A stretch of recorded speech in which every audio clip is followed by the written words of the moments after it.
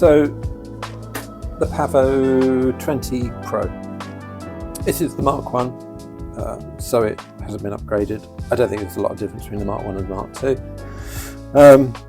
But yeah, really pleased with it, very good. It's got a couple of design flaws, and I thought about just sharing those. You have your top section here like a pyramid. That's your top of your 04 Pro, that is parallel. The carbon fibre, which is your main sort of chassis where the motors mount. And then you have your ducts, and your ducts give it a little bit of protection. So the 04 unit connects to the carbon fibre, doesn't touch the ducts, and the ducts connect to the carbon fibre, and they got nothing to do with the 04 unit. So it's all connected via the 04 unit. So with the 04, it's sort of like north, east, south and west. There's one on the south, one on the north, just there. You've got the east and the west one. That's how it's connected. How it connects to the top is using the diagonals, which are these ones here. There, there and there. The ones that connect to the 04, they go through grommets, and these are shouldered. I call these like shouldered screws.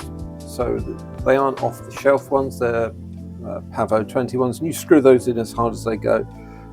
And the next thing, it's hard to see in there, is actually a nut.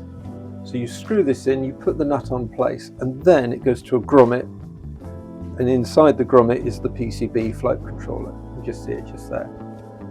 So what happens is that then it screws into the duct. The duct has got a captive nut.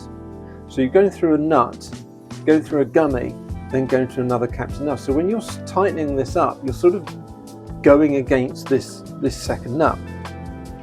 The second nut is made of plastic, and I believe by design you should actually strip the thread of that. You should really have a spacer. Don't replace that with a metal nut, because you won't be able to strip the thread properly for this to sort of sandwich down and compress this all together.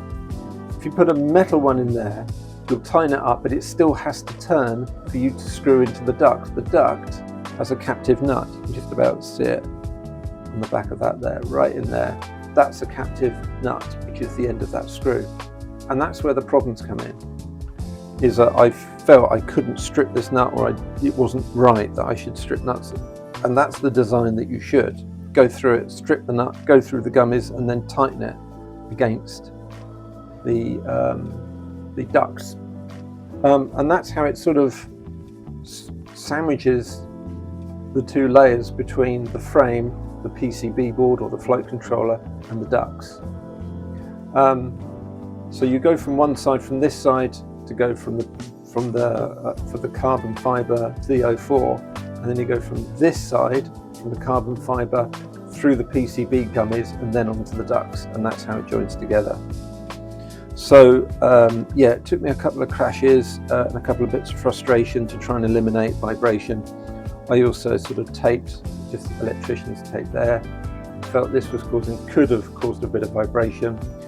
Eventually, I hadn't assembled it properly because I had broke my frame here and here.